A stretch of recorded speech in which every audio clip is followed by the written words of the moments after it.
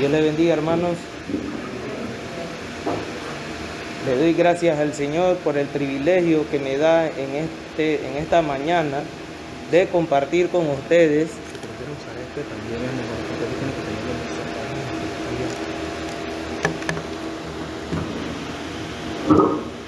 Amén, hermanos. Le doy gracias al Señor por el privilegio que me da esta mañana de compartir con ustedes la palabra de Dios. Así que vamos a estar abriendo nuestras Biblias en el libro de Génesis, capítulo 2. Génesis, capítulo 2. Versículo 4.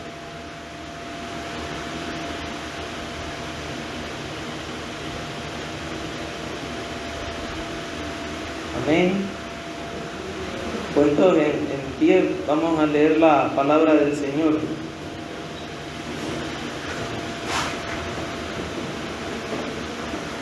Estos son los orígenes de los cielos y de la tierra cuando fueron creados, el día que Jehová Dios hizo la tierra y los cielos, y toda planta del campo antes que fuese la tierra, y toda hierba del campo antes que naciese. Porque Jehová Dios aún no había hecho llover sobre la tierra, ni había hombre para que labrase la tierra, sino que subía de la tierra un vapor, el cual regaba toda la faz de la tierra. Entonces Jehová Dios formó al hombre del polvo de la tierra, y sopló en su nariz aliento de vida, y fue el hombre un ser viviente. Y Jehová Dios plantó un huerto en Edén al oriente, y puso allí al hombre que había formado.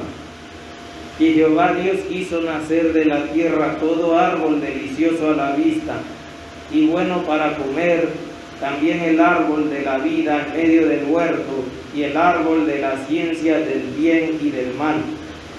Y salía de Edén un río para regar el huerto, y he aquí se repartía en 4 brazos. El nombre de uno era Pisón. Este es el que rodea toda la tierra de Ávila, donde hay oro. Y el oro de aquella tierra es bueno. Hay allí también bedelio y ónice. El nombre del segundo río es Gihón. Este es el que rodea toda la tierra de Cus. Y el nombre del tercer río es Hiddekel. Este es el que va al oriente de Asiria. Y el cuarto río es el Éufrates. Tomó pues Jehová Dios al hombre y lo puso en el huerto de Edén para que lo labrara y lo guardase. Gloria a Cristo nuestro Salvador. Estemos orando, hermanos. Padre Santo, Señor Omnipotente, alabamos y bendecimos tu nombre.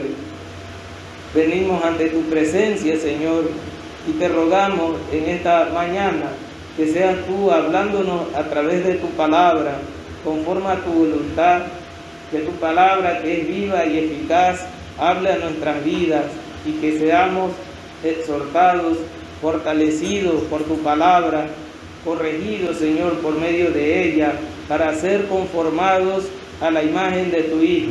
En el nombre de Jesús, ayúdame, Señor, a predicar tu palabra con temor y temblor, y guárdame, Señor, de hablar algo contrario a tu palabra, contrario a la sana doctrina, en el nombre de Jesús. Amén. Bueno, hermanos, estamos en la continuación del tema que se está dando en este mes. Sería la serie Un enfoque a la familia. Y en el día de hoy, el énfasis que voy a hacer, el tema que voy a abordar es acerca del hombre. Así que el título del sermón de hoy es El hombre como guarda y querubín de la familia. Ahora, cuando ustedes escuchan la palabra querubín, se va a oír raro, va a parecer una doctrina extraña, pero no se preocupen, hermanos, no estoy sacando una nueva doctrina. Voy a explicarles por qué utilizo esa palabra, en base a qué pasaje bíblico. Sé que nosotros, los seres humanos, no somos ángeles ni nada de eso, pero hay una explicación. Así que el tema de hoy se enfoca en el hombre, el rol del hombre en la familia, ¿ok? Y vamos a enfocarnos específicamente en el aspecto de cuidar, de proteger. Y nos vamos a estar basando en el versículo 15 de Génesis 2. Tomó pues Jehová Dios al hombre y lo puso en el huerto de Edén para que lo labrara y lo guardase. Génesis 2:15. En este punto vamos a ver el sacerdocio del hombre y la mujer en la creación, como introducción. ¿Ok? Hay un sacerdocio allí. Ahora, ¿en qué me baso cuando hablo de un sacerdocio? Voy a citar las palabras del doctor Richard Pratt, haciendo un comentario respecto a este pasaje. Y él dice, estos términos, él está hablando de la expresión de Génesis 2:15 que dice, para que lo labrara y lo guardase. Cuando ustedes leen la palabra lo labrara y lo guardarse, vamos a ver lo que dice este pastor. Dice, estos términos vuelven a aparecer juntos solamente en Números capítulo 3, versículos 7 y 8, y capítulo 8, versículo 26, en donde Moisés describe el trabajo de los levitas en el tabernáculo, usando las mismas expresiones. Adán y Eva servían como sacerdotes en el huerto del Edén. Ahora, el huerto del Edén tiene muchas características que lo asemejan al templo, que lo asemejan al tabernáculo que se construyó, donde se iba a adorar hacia la dirección donde se adoraba. Estaba puesto al oriente. En esos tiempos en que Dios mandó a construir ese tabernáculo y dio órdenes específicas, los templos se tenía la costumbre de que se hicieran mirando hacia el oriente. Y qué coincidencia que el huerto del Edén también fue puesto hacia el oriente. Es más, cuando la Biblia dice que Dios puso dos querubines con una espada ardiente que cuidara la entrada al huerto, dice que los puso al oriente. Nuevamente una característica de los templos. ¿Qué más vemos allí? La presencia santa de Dios estaba en ese huerto. Dice que Dios se paseaba en medio del huerto cuando Adán y Eva se escondieron. Vemos la presencia especial de Dios allí. Ahora, el israelita que estaba leyendo eso también iba a recordar, en ese preciso momento también Dios estaba dando la instrucción de cómo se iba a construir lo que era el tabernáculo, el lugar santísimo y todo eso. Así que iban a recordar, iban a pensar en todo eso.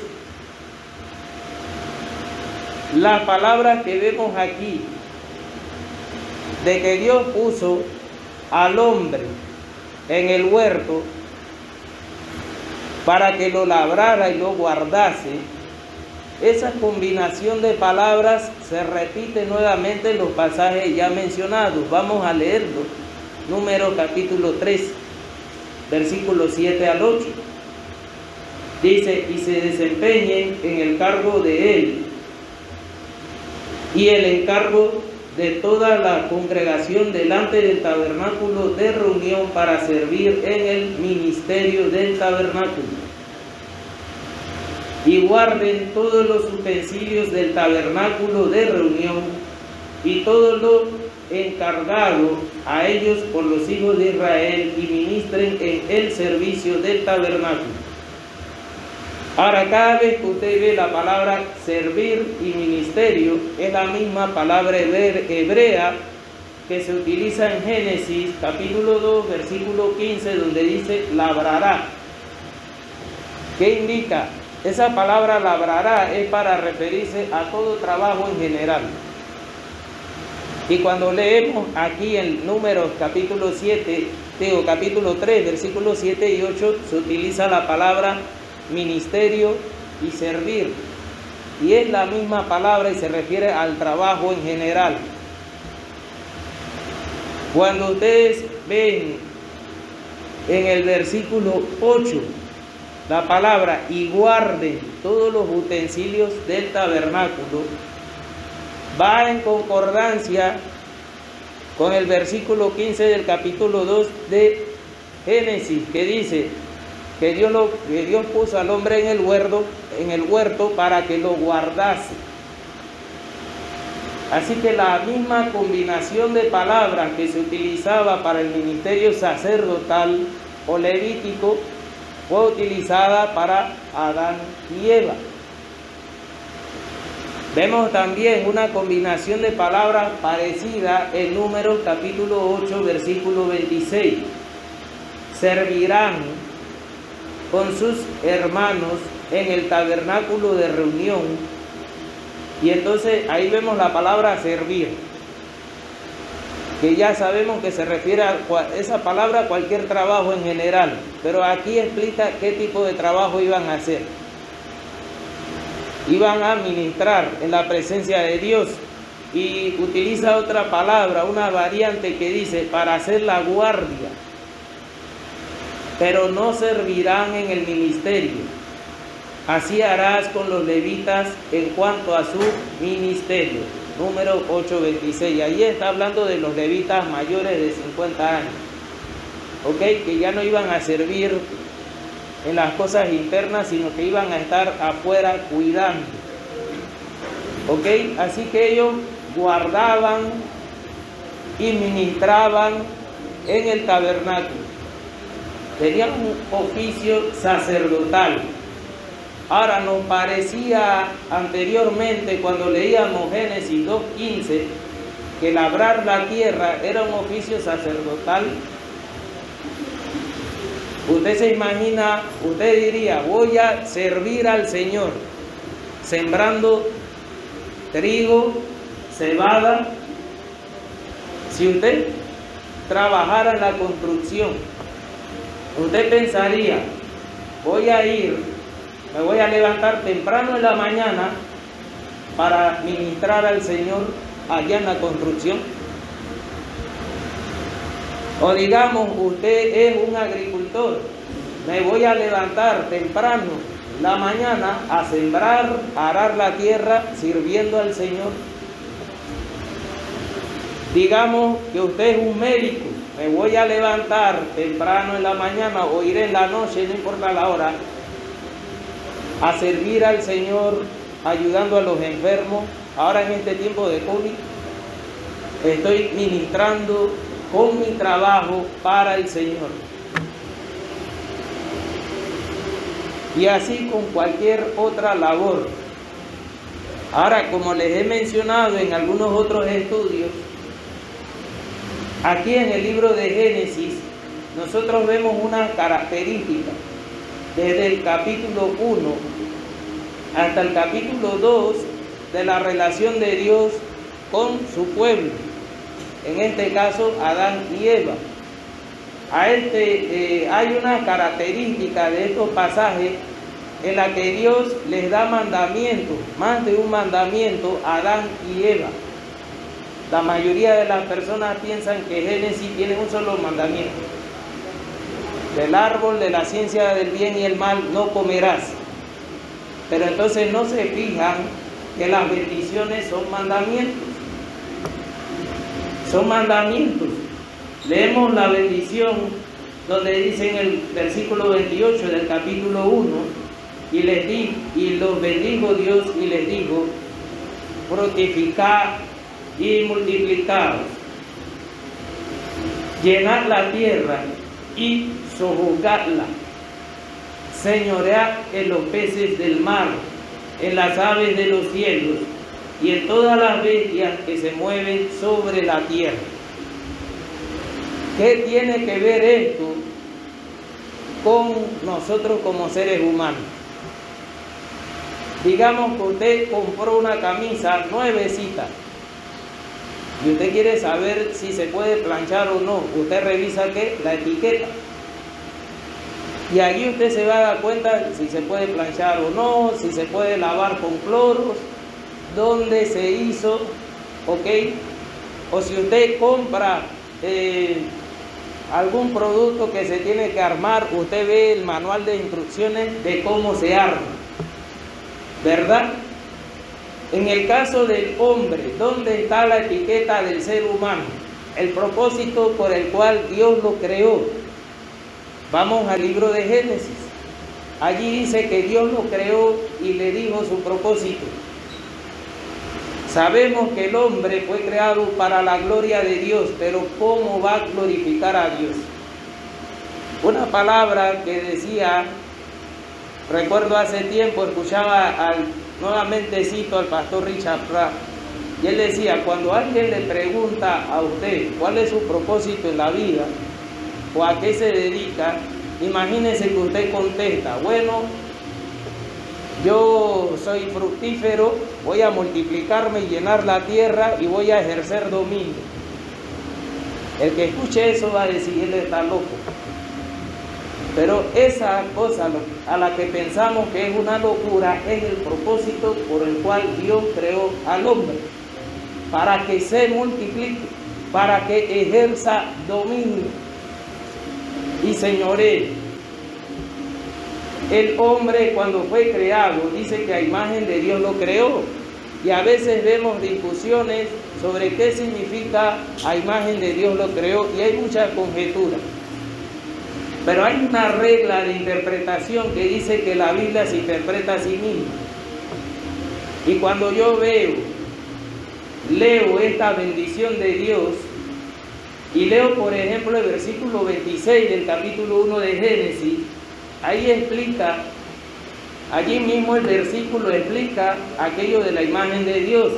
Dice, entonces dijo Dios, hagamos al hombre a nuestra imagen, conforme a nuestra semejanza, y señoree en los peces del mar. Ahora, ¿no es nuestro Dios Rey y Señor? Ahora nos hizo a su semejanza y nos está haciendo señorear en las aves de los cielos, en las bestias, en toda la tierra y en todo animal que se arrastra sobre la tierra. Independientemente de lo que diga la teoría de la evolución, y ya que se volvió muy popular quizá la película esa de los monos esos que se evolucionaron y que supuestamente eran más inteligentes que los humanos, podemos estar seguros que no va a venir una nave extraterrestre y va a ejercer dominio sobre la humanidad, ni que van a haber monos que evolucionen y ejerzan dominio sobre la humanidad. ¿Cuál es la razón por la cual el ser humano, aún a pesar de la caída, ejerce dominio?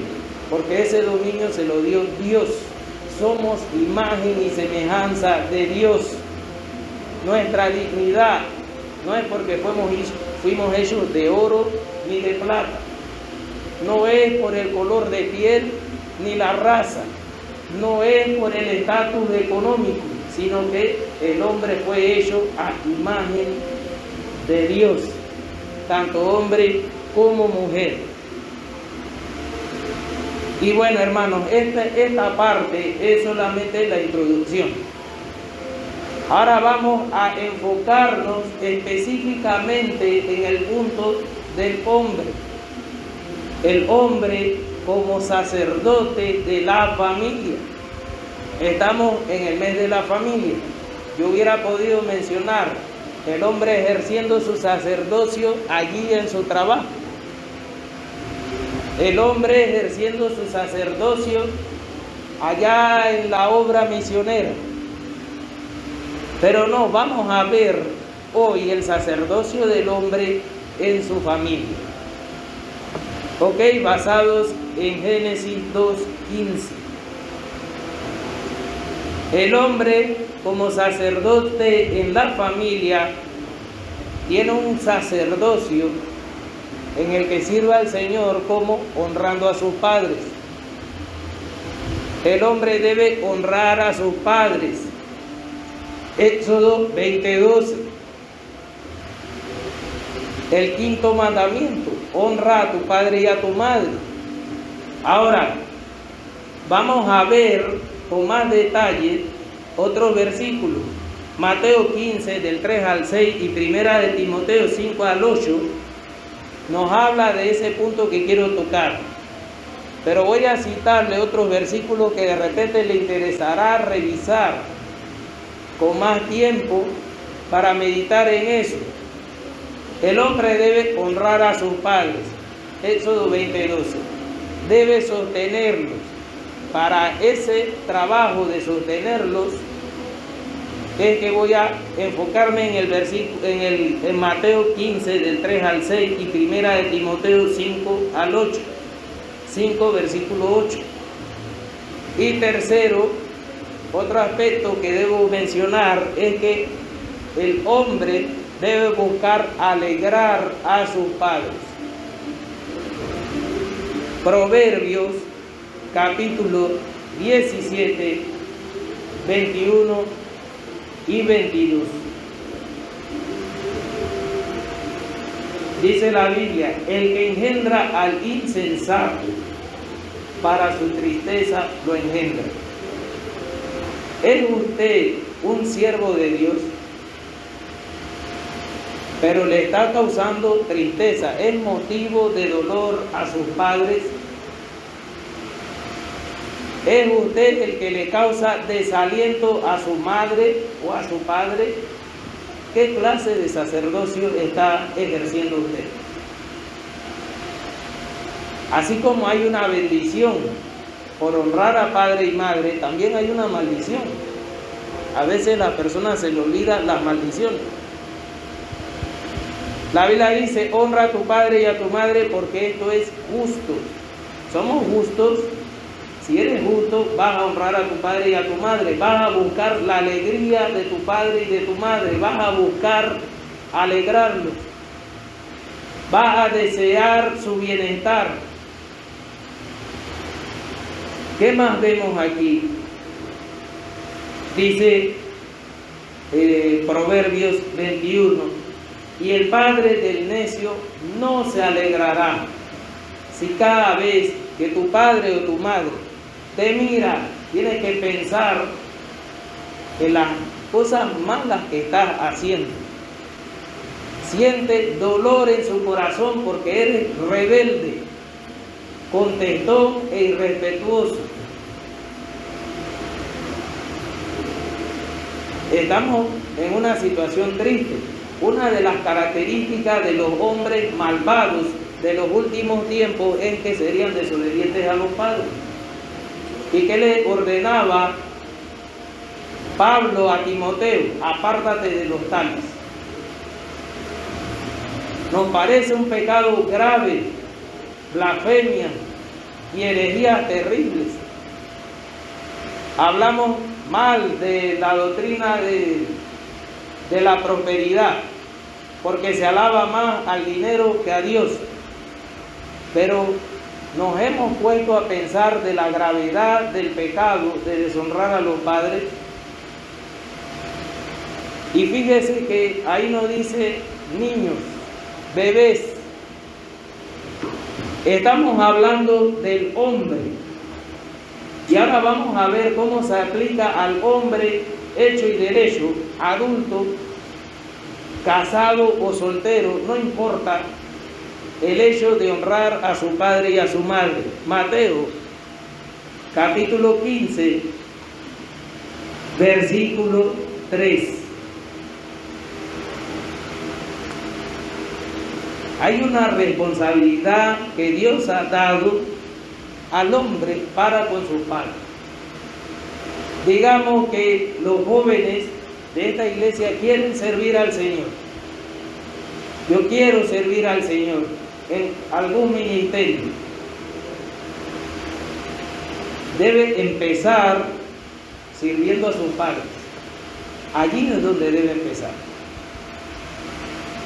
Mateo 15, versículo 3 al 6. Vamos a verlo desde el versículo 1. Entonces se acercaron a Jesús ciertos escribas y fariseos de Jerusalén, diciendo: ¿por qué tus discípulos quebrantan la tradición de los ancianos?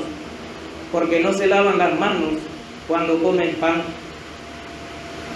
Ahora, ahí está hablando de una tradición donde ellos interpretaban la ley, y esa tradición era casi equiparable a la ley mosaica. Ya habían 600 y tantos mandamientos de la ley mosaica y ellos añadieron más. ¿Ok? Vimos en el último estudio sobre la gravedad de ese pecado de añadir mandamientos de hombres. ¿Ok? Y como Pablo escribió su carta a los Gálatas, y fue una de las cartas más duras. ¿Por qué más dura? Porque si nosotros pensamos mal quizás de la iglesia de Corinto, por todo el regaño que Pablo les da y hasta le dice carnales, no nos hemos puesto a pensar que en la carta a los Corintios Pablo les llama la iglesia del Señor, los escogidos, los amados, y utiliza una diversidad de adjetivos positivos y los alaba. Pero en la carta a los Gálatas no hay ninguna alabanza hacia ellos. No hay nada positivo hacia ellos. Sin embargo, ellos eran los más santos. ¿Por qué? Porque ellos, aparte de Cristo, habían encontrado otra forma de llegar al cielo. Habían construido su propia torre de Babel. ¿Cómo llegar al cielo aparte de Cristo? Cristo no es suficientemente para salvar, también tienes que circuncidarte. Los mormones dicen: no, Cristo te salva más tus obras. Si eres perfecto y cumples todos los mandamientos, entonces puedes entrar al nivel más alto del cielo. En la iglesia católica enseñan: no, tú eres salvo por medio de Cristo y también por tus obras, por gracia y por obras. ¿Ok? Pero Pablo dice: no, si es por gracia, ya no es por obra, y si es por obra, ya no es por gracia. Y entonces, ¿qué es lo que vemos aquí? Dios había dado unos mandamientos explícitos. Los escribas y fariseos consideraron que la palabra de Dios no era suficiente. Hay que añadir más cosas para ser más santo. Y es que la palabra fariseo también indica eso, que eres separado, que eres santo. Eran conocedores de la ley, y el que veía a los fariseos iba a pensar: ¡oh, qué hombre más santo! Esos son los que más saben, los que más ayunan, los que más oran. Si yo lo veo siempre ahí en las esquinas de la calle, a fulano de tal, como él ora en público. Él se sienta en la parte más adelante de la iglesia. ¿Cómo él no es espiritual? Bueno, en ese tiempo no era iglesia, era sinagoga.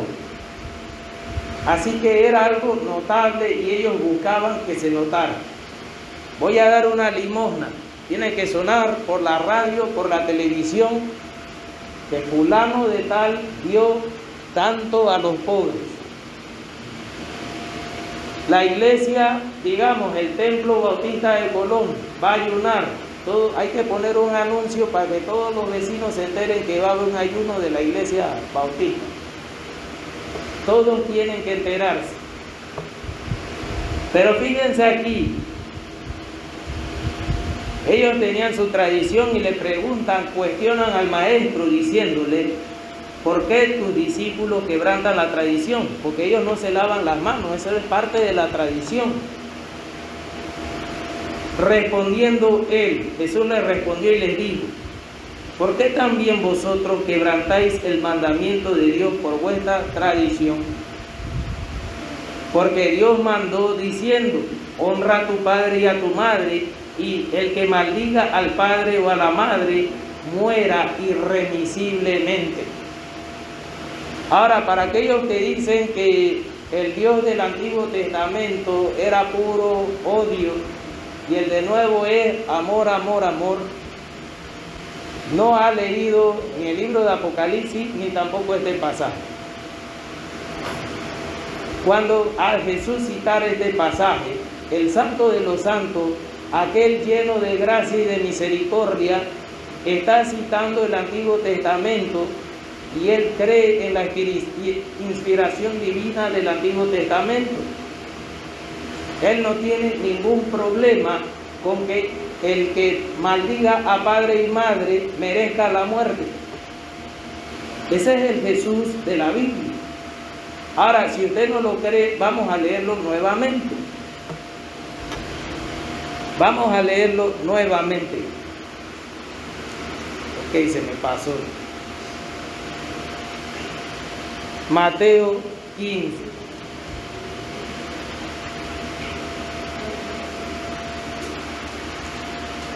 Dice la Biblia: porque Dios mandó diciendo. ¿Quién está hablando aquí? Jesús. Honra a tu padre y a tu madre. El que maldiga al padre o a la madre muera irremisiblemente. Ahora, ¿por qué la dureza de este mandamiento? Porque se sabe, el mismo Dios lo explica. Si usted ha leído el libro de Levítico, allí lo explica: porque yo soy santo, para que mi nombre sea santificado. Es un pecado grave la deshonra a los padres. Ahora, no pretendo que seamos perfectos, no pretendo de que usted nunca en algún momento pueda fallarle a su padre o a su madre, pero si usted es un verdadero convertido y sabe que ha deshonrado a su padre y a su madre, aparte de pedirle perdón a Dios, es su responsabilidad como verdadero creyente ir donde su padre, ir donde su madre y pedirle perdón. Tiene que hacerlo. Ahí no vale orgullo, ahí no vale caradura, tiene que pedirle perdón. Eso significa fruto digno de arrepentimiento. Eso es un fruto que solamente una persona que ha nacido del Espíritu, que ha nacido de nuevo, puede dar. El cristiano valora más la palabra de Dios que su propio orgullo. ¿Ok? Entonces vemos esto. Dice aquí: muere irremisiblemente, versículo 5. Pero vosotros decís. Escuchen, ahí está claro el mandamiento, pero hay un pero. Pero vosotros decís. ¿Cómo le podemos poner un pero a Dios? ¿No le ha pasado, hermano, que usted habla con alguien y le dice, la Biblia dice, y ese fulano de tal le contesta, sí, pero? O sea, ¿cómo nos atrevemos a ponerle pero a lo que la Biblia dice, a la palabra de Dios? Bueno, estos eran de eso. Pero vosotros decís: cualquiera que diga a su padre o a su madre, es mi ofrenda a Dios todo aquello con que pudiera ayudarte, ya no ha de honrar a su padre o a su madre. Así habéis invalidado el mandamiento de Dios por vuestra tradición. Era una tradición entre los fariseos apartar un tipo de ofrenda especial para Dios. Pero de acuerdo a algunos eruditos explican que no necesariamente tenía que ser cierto que apartaron esa ofrenda. Ellos lo decían, lo podían decir solo como una excusa para no ayudar a sus padres con los cuales tenían algún resentimiento. tenían una excusa religiosa.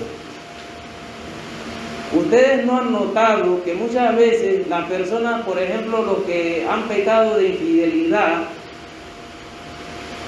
siempre tratan de hacer sentir a la víctima como el culpable. O sea, quemó al marido o a la mujer, pero fue por la culpa de la víctima. Bueno, algo así. Incluso dicen, Dios permitió esa situación y meten a Dios en el asunto. Bueno, ellos eran así. Ellos eran muy espirituales y tenían una excusa espiritual de acuerdo a la cultura judía para no honrar a su padre, para no guardar el quinto mandamiento. Y dice aquí, ellos ponían esa excusa: es mi ofrenda a Dios, todo aquello con que pudiera ayudarte. Ya no ha de honrar a su padre o a su madre, así habéis invalidado un mandamiento explícito de Dios por vuestra tradición. Así que vemos que la honra a los padres no solo significa hablar correctamente, decir, cantarle una serenata en el día de la madre a la mamá, o regalarle una corbata o medias, no sé, el día del padre al padre. No, significa también que cuando ellos envejezcan y si no se han jubilado, tú los vas a sostener. Eso significa honrar a los padres y a la madre. No los van a mandar a un asilo para poder ser libre y disfrutar tu juventud, porque no quieres limpiar viejo ni oler orines. ¿Ah? Honrar a padre y madre significa, de acuerdo a este pasaje, sostenerlos. No los vas a abandonar. Y por eso lo puse aquí, el ministerio, el sacerdocio del hombre. Aquí incluí eso, la honra a los padres, que es más que palabras, que es más que una simple actitud. Debes sostener a tus padres. Y los fariseos tenían una excusa religiosa y de su tradición para no sostenerlo, y dice Jesús que no estaban guardando el quinto mandamiento, habían invalidado el quinto mandamiento al no sostener a sus padres. Tomemos en cuenta, hermanos, que en ese tiempo no había jubilación. La jubilación de los padres eran sus hijos piadosos que iban a cumplir ese mandamiento. Ahora, me llama la atención que Jesús le está diciendo a la élite religiosa de ese tiempo, a los más espirituales. Y no fue coincidencia que Jesús dijera, el que maldijera a padre o a madre, muera irremisiblemente. Ustedes que se creen tan espirituales se merecen la muerte. Son dignos de muerte, merecen morir como los perros. ¿Cómo moría alguien que era apedreado por maldecir a padre o a la madre? Apedreado, le hacían una sepultura y lo lloraban. No. El nombre de Dios era santificado cuando cortaban del pueblo a ese hombre miserable que no honra a su padre y a su madre. Otro pasaje de la Biblia, primera de Timoteo, capítulo 5, versículo 8.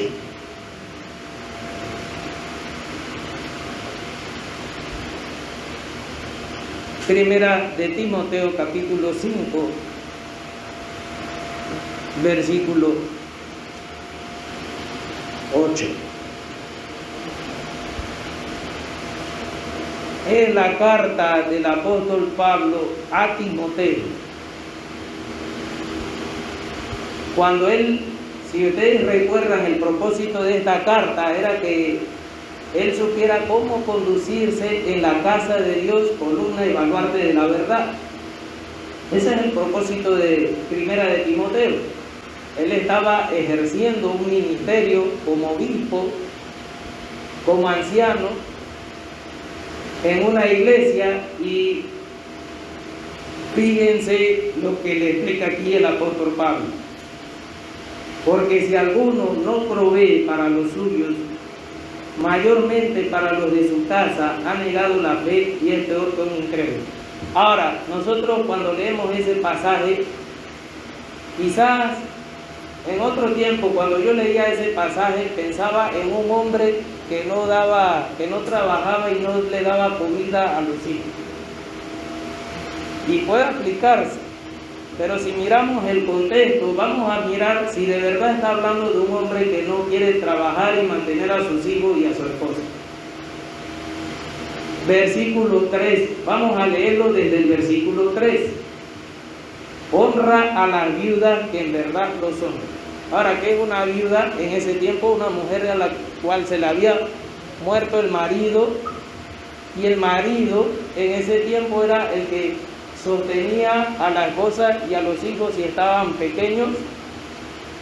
Cuando una mujer quedaba viuda, en cierto sentido quedaba desamparada, era un terrible problema en ese tiempo. Y miren lo que dice el versículo 4, pero, ahí dice honra a la viuda, pero si alguna viuda tiene hijos, ¿de qué está hablando del marido?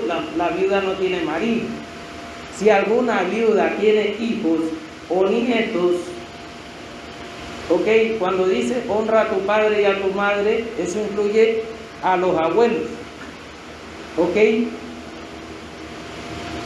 Aprendan estos primero a ser piadosos para con su propia familia y a recompensar a sus padres. La Biblia dice que debemos recompensar a nuestros padres, porque esto es lo bueno y agradable delante de Dios. Ahora, usted quiere ministrar al Señor, usted quiere agradar al Señor, haga esto. Esto es lo que le está diciendo. Sostén a tu madre que quedó viuda, que no se pudo jubilar, que está sola y nadie la visita. Acuérdate de ella. ¿Quieres ser un hombre de Dios? Aprende a ser piadoso, dice Pablo, para con tu propia familia. Y recompensa a tu padre y a tu madre. Dice, más la que en verdad es viuda y ha quedado sola, espera en Dios y es diligente en súplicas y oraciones noche y día. Así que la viuda de la que se está hablando aquí es una que no tiene hijos. Cuando dice la que en verdad es viuda, ese tipo de viuda la iglesia la puede sostener porque es creyente. Pero es una sinvergüenzura, era una sinvergüenzura en ese tiempo que una madre teniendo hijos piadosos, entre comillas, tuviera que ser sostenida por la iglesia. ¿Y en qué estaba ocupado el varón de Dios? No, él estaba en la obra misionera, buscando a las almas perdidas, sufriendo por los chinos que se pierden. Ok, sentía el llamado misionero a la India. Pero dice aquí, aprenda a ser piadoso primero para con los de su casa. Dice aquí, vamos a adelantarlo. Manda también estas cosas, versículo 7, para que sean irreprensibles. Porque, para que sean irreprensibles, o sea, no honrar a los padres, decirse ser hombre de Dios y no honrar a los padres. Y fíjense, esta honra es material. Nuevamente es material. ¿Por qué? Puedes decir, yo nunca le he dicho nada irrespetuoso, ni le he levantado la voz ni a mi padre ni a mi madre. Pero sabes que está pasando necesidad. Dice aquí que si quieres ser irreprensible, hónralo en ese aspecto. Ahora vemos aquí, porque si alguno no provee para los suyos, mayormente para los de su casa, ha negado la fe y es peor que un incrédulo. No importa si se fue de misionero a la India, a la China, si ha sufrido penalidades, que allá en Arabia Saudita lo encarcelaron y uno dice, ese hermano sí es espiritual. Bueno, ese al que tú llamas espiritual es peor que un impío y ha negado la fe. ¿Por qué? Porque dejó aquí en Panamá a su madre sin nadie que la sostuviera. Eres peor que un impío y has negado la fe de acuerdo a la Biblia. Así que ya vemos de que hay una labor, hay una forma de servir al Señor, de ejercer el sacerdocio honrando y siendo responsable con los padres. Ahora vamos a ver el rol del hombre como sacerdote en su ministerio para con sus hermanos. ¿Usted tiene hermanos o hermanas? Dios pidió cuenta a Caín por Abel, su hermano menor. Génesis 4, versículo 9a. ¿Dónde está Abel, tu hermano? Ahora, ¿sabe qué llama la atención? Caín le dijo, ¿yo soy acaso guarda de mi hermano? Ya estaba cansado de Abel.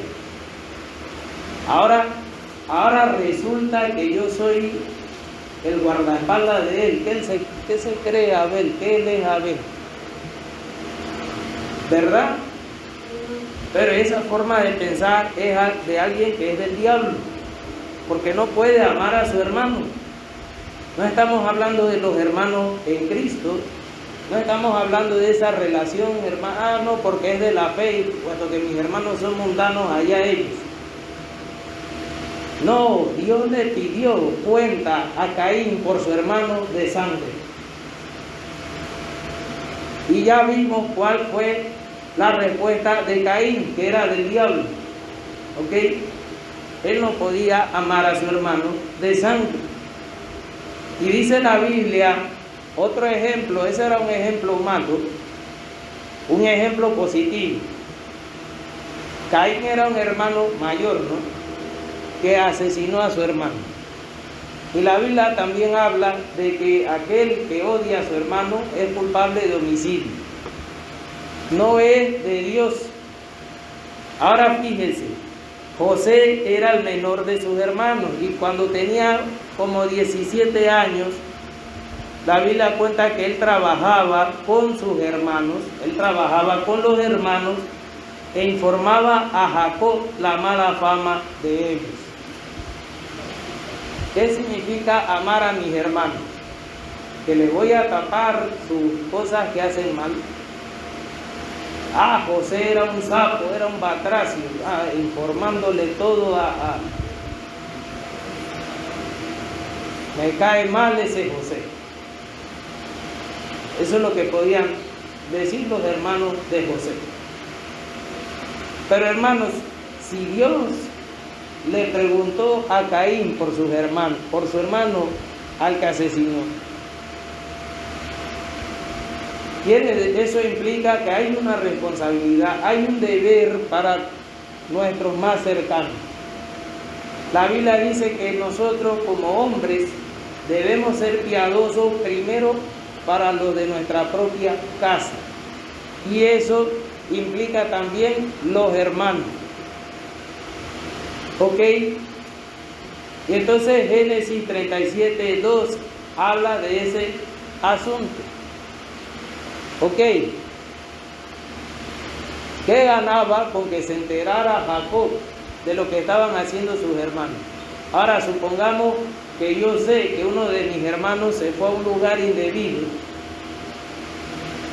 que puede ser peligroso, y yo no le digo nada a mi mamá. No le digo, se fue por allá en esa calle donde la cosa está caliente, y yo, allá él y Dios, yo aquí voy a venir a la iglesia y está desaparecido mi hermano, allá él. Bueno, está siguiendo el camino de Caín. Si eres un verdadero creyente, no puedes decir allá él.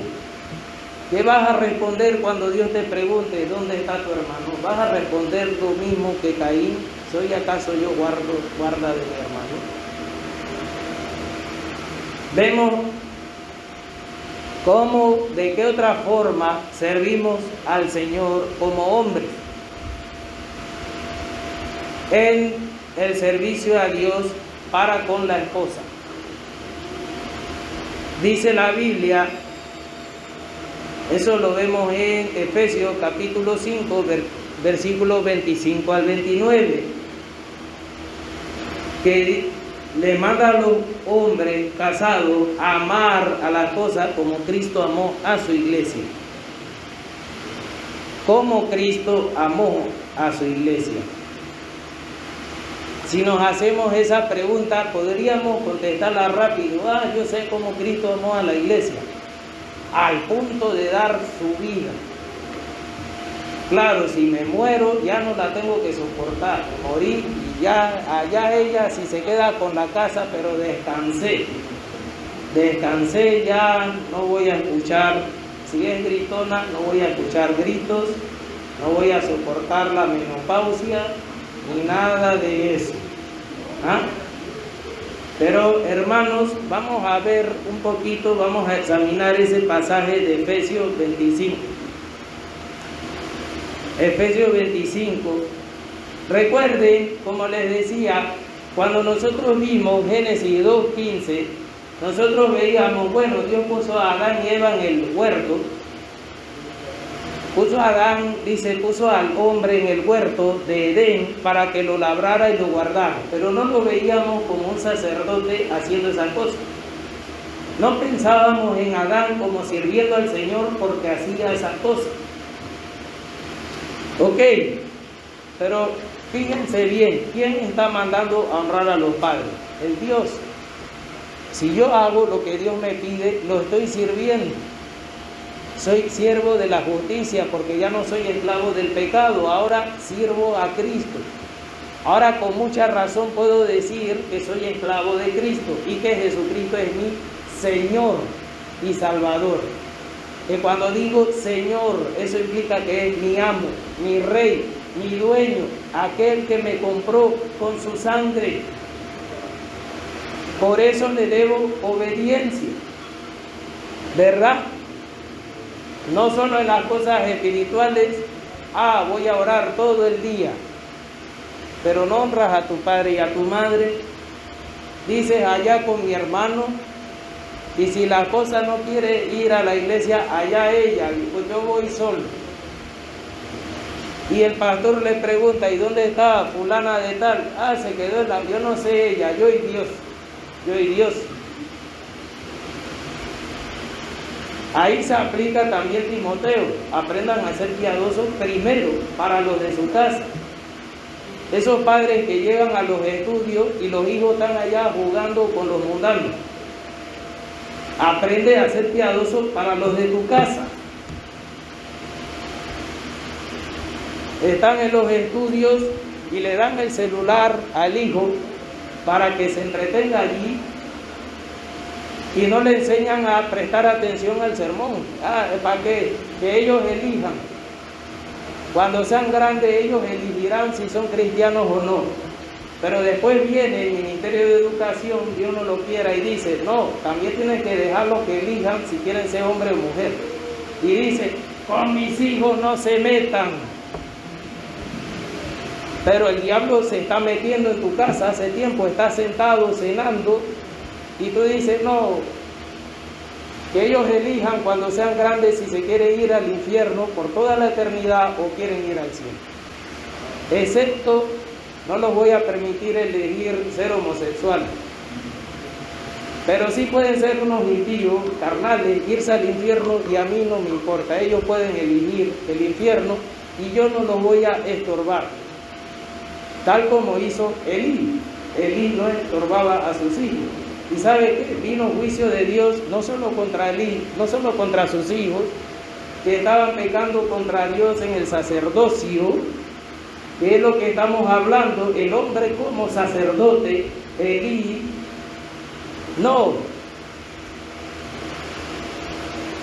Los hijos de Elí estaban pecando contra el Señor, vino el juicio no solo contra sus hijos, sino contra el propio Elí, que no estorbaba a sus hijos. Si usted dice, allá ellos, yo me vengo a la iglesia y allá él, si no quiere venir. Ya yo le he hablado mucho, allá él o allá ella. Bueno, aprende a ser piadoso primero para con los de tu casa. Recuerdo un amigo, hermano mío, que lo aprecio mucho, y porque lo aprecio una vez le dije: hermano, la Biblia dice esto, tienes que ser piadoso primero para los de tu casa. Tú quieres ser pastor. Él quería ser pastor, estaba preparándose. Pero recuerdo que una vez iba caminando a la iglesia, y una de sus hijas se burlaba diciendo: mira, cristiano, ja, ja, ja, ja. ¿Por qué? Porque el papá iba a la iglesia, pero ellos, su familia completa, no iba. ¿Cómo alguien que no puede ser piadoso con los de su casa puede ser pastor en una iglesia? Si uno de los requisitos, de acuerdo aquí mismo donde leímos en Timoteo, en Primera de Timoteo, capítulo 3, versículo 4, uno de los requisitos para el obispado es que gobierne bien su casa, que tenga a sus hijos en sujeción con toda honestidad, pues el que no sabe gobernar su propia casa, ¿cómo cuidará de la iglesia de Dios? Eso no es una exigencia que yo inventé, porque podría decirme mi amigo: tú no eres papá, tú no sabes. Yo no soy padre, pero toma en cuenta de que eso no fui yo el que lo dije. Fue el perfecto, inmutable y santo Dios el que dijo esto. Reclámale a Él. Eres capaz de decirle a Dios: tú no sabes. Tú no sabes lo que es ser padre. Aquel que dio a su hijo unigénito no sabe lo que es ser padre. El creador de todo, que conoce nuestra mente y nuestro corazón, no sabe lo que es ser padre. Así que Efesios, vamos a ver, ya aterrizar, Efesios capítulo 5, versículo 25. Maridos, amad a vuestras mujeres, así como Cristo amó a la iglesia y se entregó a sí mismo por ella. Amén. Hasta ahí no lo podemos saber sin problema. Estoy dispuesto a morir por ella, pero no a vivir por ella. ¿Ok? Pero vemos acá: se entregó a sí mismo por ella para santificarla. O sea, iba a santificarla. Sepa Dios, a nosotros, su iglesia, nos ha santificado, nos ha separado del mundo. Yo siempre, no sé si, bueno, no puedo recordar el caso de el expresidente ya difunto Noriega, que todo el mundo hablaba de su esposa. Y decían: ay, esa mujer. Eso es lo que yo he escuchado. Pero el punto es que independientemente de lo que fuera, él estuvo allí para ella, la ayudó en sus estudios, él hizo algo. Ahora, cuando se habla de santificarla, implica separarla, o sea, darle un trato diferente. Ella es especial para ti. No es como que si vas a tratar a tu vecina o a un conocido o un amigo. ¿Ok? Es especial para ti, así como nosotros somos especial tesoro del Señor, somos su pueblo elegido. Y Él nos amó por esa razón. Ahora fíjense, el mandamiento dice: amar. Hay algo extraño aquí, hermanos, y es esto. Es fácil cumplir mandamientos que te dicen: haz esto o aquello. Pero mandamientos que están implicados con emociones es más difícil. ¿Ok? Porque el amor no solo son obras, también es una emoción que usted debe cultivar, y Dios está ordenándole allí amar. Maridos, amad a vuestras mujeres. Entonces dice, así como Cristo amó a la iglesia y se entregó a sí mismo por ella. Entonces va el sentimiento a la par de las obras, para santificarla, habiéndola purificado en el lavamiento del agua por la palabra. ¿Está usted ejerciendo ese sacerdocio? ¿Es usted de los que predican en la calle, se suben a los buses a predicar, y cuando llega a la casa se acabó su ministerio? ¿Saca usted tiempo para leer la palabra con su esposa en el hogar? Porque eso fue lo que hizo Cristo. Dice que tenemos que amarla como Cristo amó a la iglesia. Tienes que santificarla y purificarla con la palabra de Dios. ¿Qué más? A fin de presentársela a sí mismo una iglesia piadosa. ¿Está usted orando y trabajando por la piedad de su mujer? ¿Lo está haciendo? Dice, purificado en el lavamiento del agua por la palabra, a fin de presentársela a sí mismo una iglesia gloriosa, que no tuviera mancha ni arruga ni cosa semejante, sino que fuese santa y sin mancha. Hermano, si usted llega a pensar, mi esposa es carnal, y fuera cierto, ¿cuál es su deber? ¿Cuál es su responsabilidad que le ha dado Dios? Digamos que fuera cierto que es carnal. Usted tiene una responsabilidad. Tiene que amarla como Cristo amó a su iglesia. Tiene que instruirla en la palabra de Dios con amor. ¿Ok? Tiene que presentársela a Dios. Tiene que hacer una obra en la vida de ella. Vemos aquí, versículo 28, así también los maridos deben amar a sus mujeres como a sus mismos cuerpos.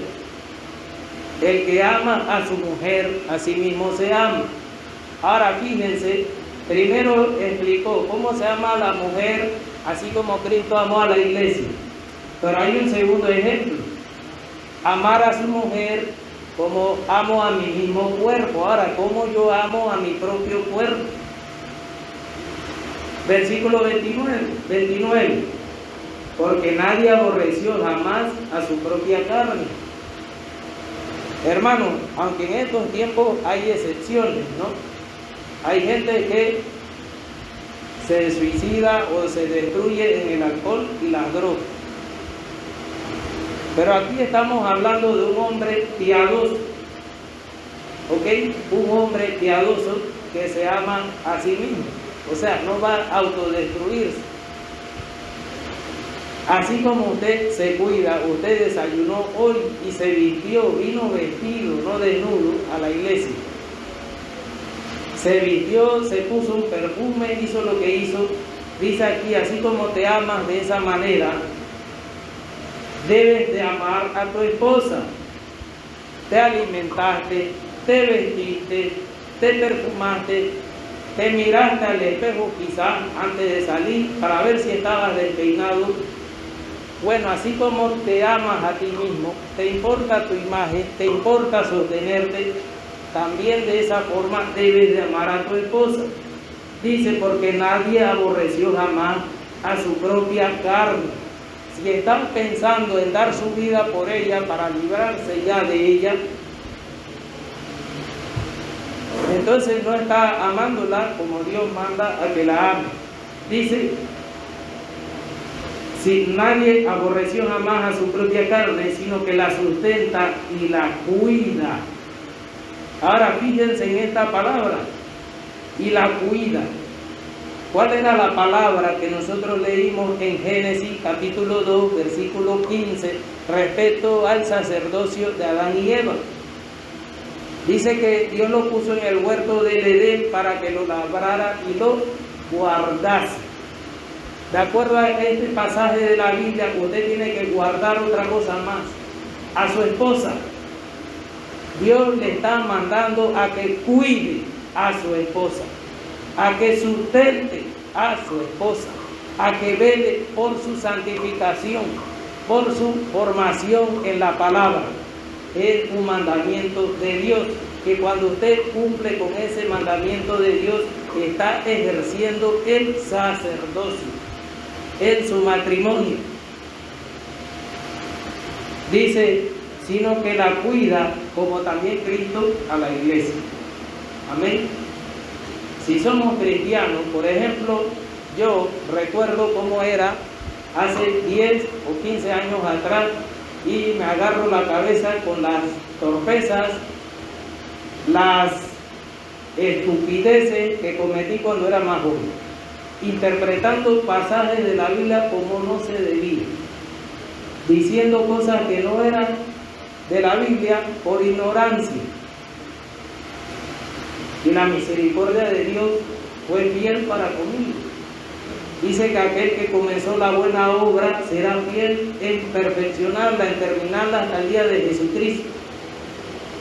Ahora, ¿qué dirá usted respecto a su esposa? Ya estoy cansado de ella. Ella no va a cambiar. Podría pasar, no sé lo que se siente, no soy casado, pero sí sé que la Biblia manda esto. Así que no es por lo que yo diga, sino que Pablo está diciendo aquí, Pablo le dice a los esposos, inspirado por el Espíritu Santo, que quizás yo no sé, pero el Espíritu Santo lo escudriña todo y lo sabe todo. Dice que te hagas responsable en todos esos aspectos para con tu esposa, que la cuides, que la sustentes. Amén. Así que vemos otro versículo más. El sacerdocio del hombre para con sus hijos. Deuteronomio capítulo 6. Hermanos, y este capítulo voy a leerlo del 1 hasta el 9 para tratar de explicarlo de la mejor forma, no fuera de su contexto. No quiero explicarlo fuera de su contexto, porque a veces lo leemos rápido y no analizamos de repente qué implica los versículos 7, bueno, específicamente el versículo 7, porque ya conocemos el versículo 7 que dice que estas palabras, versículo 6, estas palabras que yo te mando hoy estarán sobre tu corazón y las repetirás a tus hijos. Y hablarás de ellas estando en tu casa y andando por el camino, ya eso lo conocemos. Pero vamos a ver el contexto de lo que estaba hablando Moisés cuando dijo eso de repetir la palabra de Dios a tus hijos. Versículo 1. Estos pues son los mandamientos, estatutos y decretos de Jehová vuestro Dios. Y decretos que Jehová vuestro Dios mandó que os enseñase, para que los pongáis por obra en la tierra la cual pasáis vosotros para tomarla. ¿Para qué Dios dio esos mandamientos? Para que los pusieran por obra, ¿no? Dice, para que temas a Jehová tu Dios. ¿Cuál es el propósito de esos mandamientos? Que los obedezcas y que tengas un temor reverente a Dios, un respeto hacia Dios. Ahora, ¿cómo vamos a temer a aquello que no conocemos? ¿Podemos respetar a alguien que yo no conozco? Digamos que yo no supiera quién es el presidente de la República y no sé qué es ese Palacio de las Garzas, y veo que hay policías y todo y gente reunida, y yo digo, ¿qué está pasando aquí? Y paso frente a las cámaras en chancleta y pantalón corto. ¿Ah? ¿Qué va a pasar allí? Y después llegan los policías a agarrarme y yo digo, es un país libre, suéltenme. Ok, bueno, en el caso de Dios, Él no es un presidente, Él es el Rey de los cielos y de la tierra, es nuestro Señor. Ahora, cuando no comprendemos la santidad de Dios y no le tememos, hay un problema allí. Hay un problema allí porque, como decía alguien, nuestro Dios no es un león domesticado. No es como alguien al que le vas a tirar la pelota y va a regresar. Él es santo y celoso, digno de todo honor. Y ya sabemos lo que ha pasado cuando algunas personas quisieron pasarse, quisieron ser irreverentes ante su presencia. Los hijos de Aarón que murieron ante la presencia del santo por tratar de introducir fuego extraño. O tenemos el ejemplo de Usa, que quiso ayudar a Dios para que el arca no se cayera, metió la mano, porque supuestamente el arca iba a caer en el barro y se iba a manchar, y él creía que sus manos pecadoras, como todos nosotros, que dice la Biblia, por cuanto todos pecaron, eran más santas que el barro, que ha obedecido las leyes de Dios desde siempre. El barro, el polvo se convierte en barro cuando cae el agua. El barro no tiene problema de pecado, pero Usa y todos nosotros sí. Entonces aquí hay un problema cuando no conocemos la ley de Dios. Pretendemos venir a la iglesia, al altar, ministrar, hacer muchas cosas, diciendo, si no lo hago bien, no importa, Dios conoce, lo importante es la intención. Bueno, Usa tenía muchas buenas intenciones y el Señor lo mató allí. Y leemos en el Nuevo Testamento a aquellos que tomaban la Santa Cena sin discernir el cuerpo de Cristo. Habían unos debilitados, otros enfermos, otros habían muerto. Y también vemos que la Biblia dice, mi pueblo pereció porque le faltó conocimiento. Algunos usan la ignorancia como algo, como un escudo para que Dios no le mande juicio, porque como yo era ignorante, el Señor no me va a castigar. Ok, usted puede ignorar las leyes de la gravedad y se va a reventar si se tira de la 15 pisos, independientemente sepa o no sepa las leyes de la gravedad. Ahora tenemos que conocer la santidad de Dios para que el juicio de Dios o el castigo de Dios no sea contra nosotros, porque el Señor al que ama corrige. Hay muchos problemas en la iglesia que se deben a la ignorancia de las Escrituras, problemas que se pueden resolver sencillo, pero porque hay ignorancia de las Escrituras, vemos iglesias con años lidiando con problemas que no deberían ser si se hubiera conocido lo que enseña la Escritura. Entonces aquí dice en el versículo Dios, para que temas a Jehová tu Dios. Y fíjense, se menciona el nombre sagrado. Vas a temer a aquel a quien conoces. ¿Cómo lo vas a conocer? Conociendo su ley. Dice, guardando todos sus estatutos y mandamientos que yo te mando, tú, tu hijo, el hijo de tu hijo, o sea, tus nietos, todos los días de tu vida, para que tus días sean prolongados.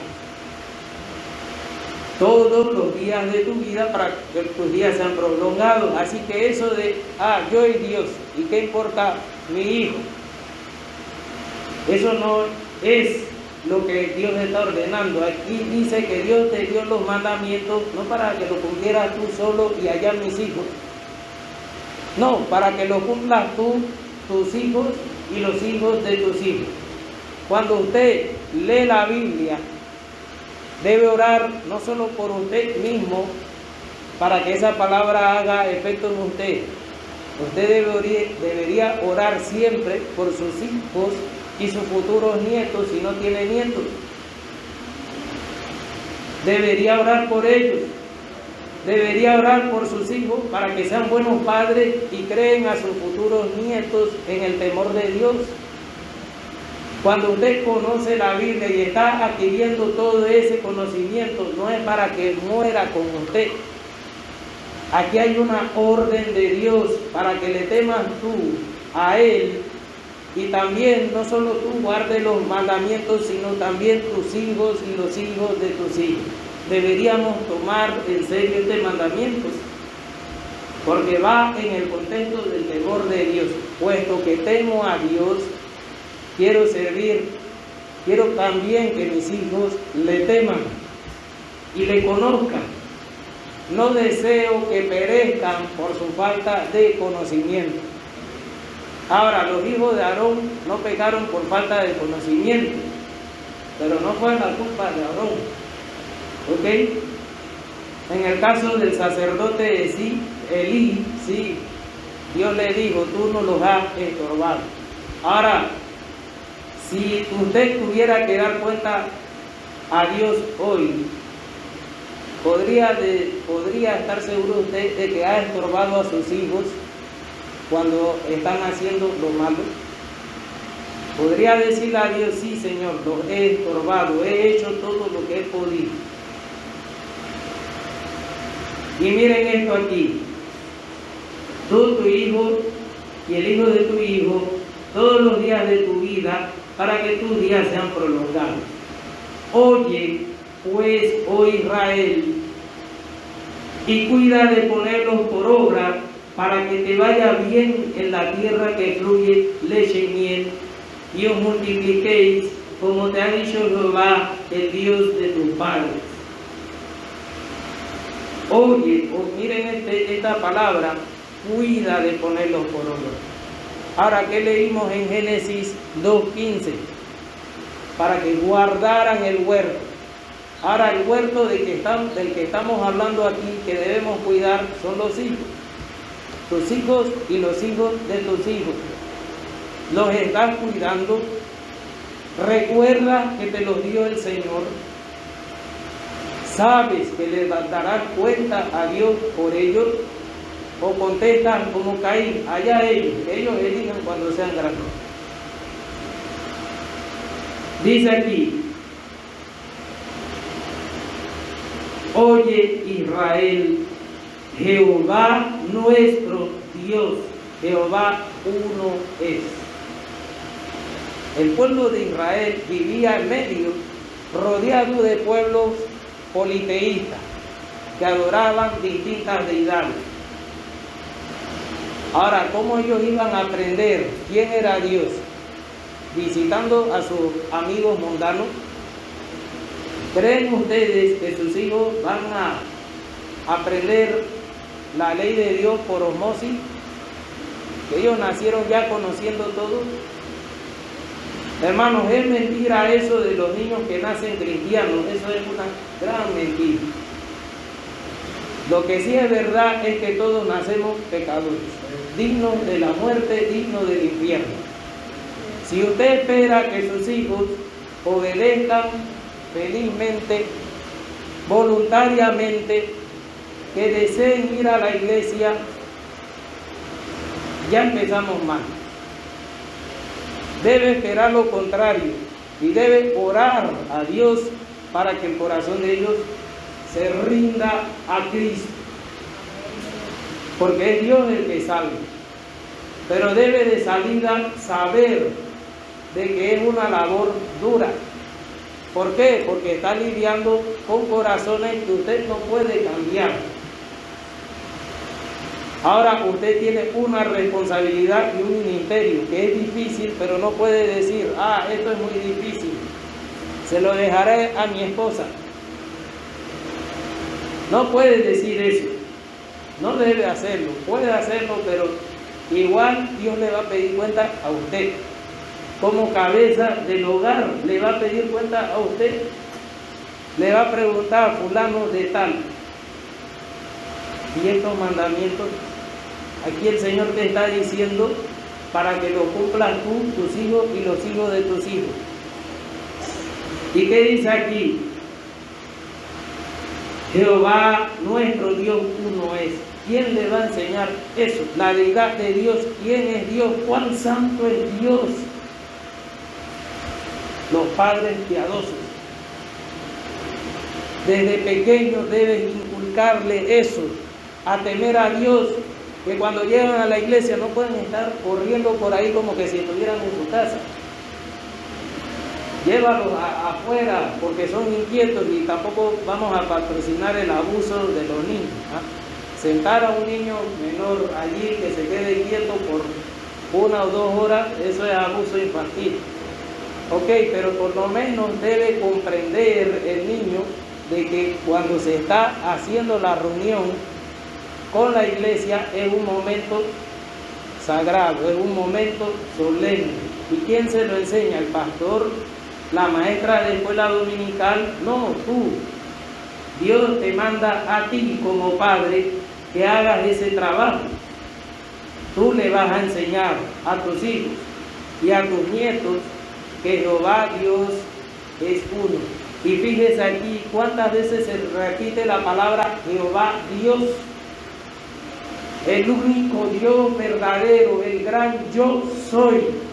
La palabra Jehová significa el que es, el autoexistente, aquel al cual nadie lo pudo traer a la existencia, la causa no causada.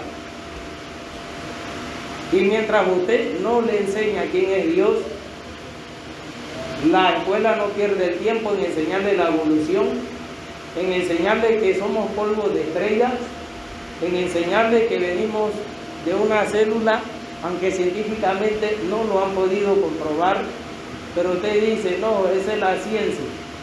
Y entonces, ¿esto qué es? ¿Un cuento de hadas? Entonces, esto, Jehová vuestro Dios uno es.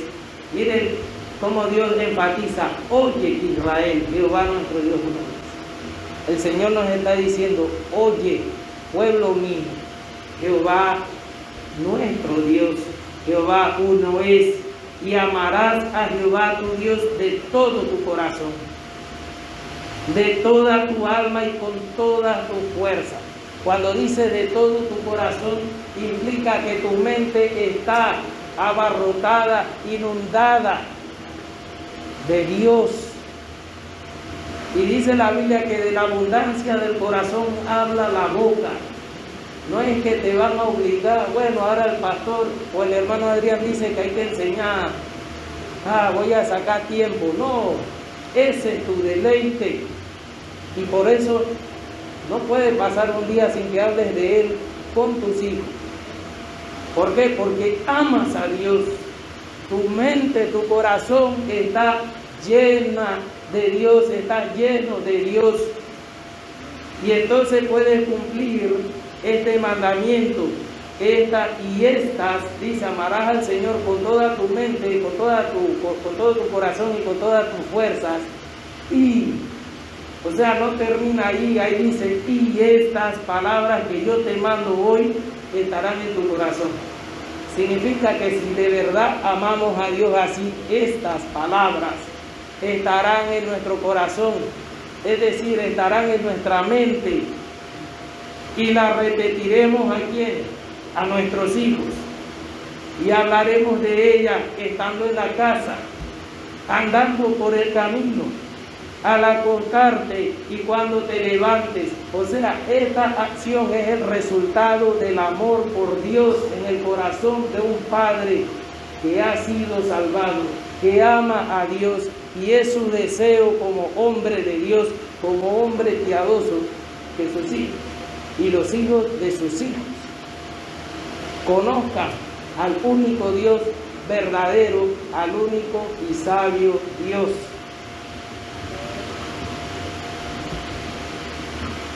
Entonces, hermanos, bueno, ya ya se acabó el tiempo, pero creo que hasta aquí, donde he explicado,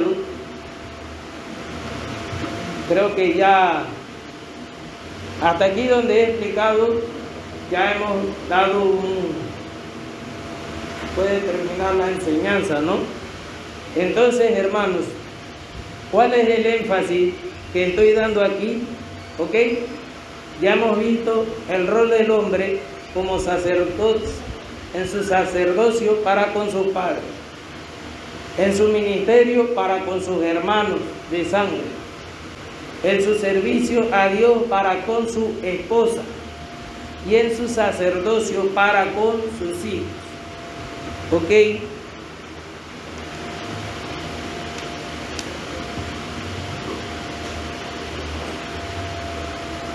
Así que bueno, vamos a estar orando y dándole gracias a Dios por esto, ¿no? Por su palabra. Padre eterno, Señor todopoderoso, creador de los cielos y la tierra, alabamos y bendecimos tu nombre. Te damos gracias, Señor, por salvarnos, por tu palabra bendita, Señor, que es viva y eficaz, que habla a nuestros corazones y que tú nos las das con el propósito de santificarnos, de que seamos conformados a la imagen de tu Hijo amado. Te pedimos, Señor nuestro, que esta palabra que ha sido sembrada en nuestros corazones crezca, Señor, y produzca fruto, Señor, para la gloria y honra de tu nombre. Oh Dios, que podamos ejercer el sacerdocio que tú nos has dado como hombres para con nuestra familia, que podamos amar primeramente a los de nuestra casa, para servirte, Señor, con amor y alegría, Señor, y danos la fortaleza, Señor, para hacer tu voluntad, pues sabemos que esta senda es angosta y pocos son los que entran por ella, pero con tu ayuda y el poder de tu Espíritu podremos seguir adelante y cumplir y vivir esta palabra. Gracias, Señor nuestro. Amén.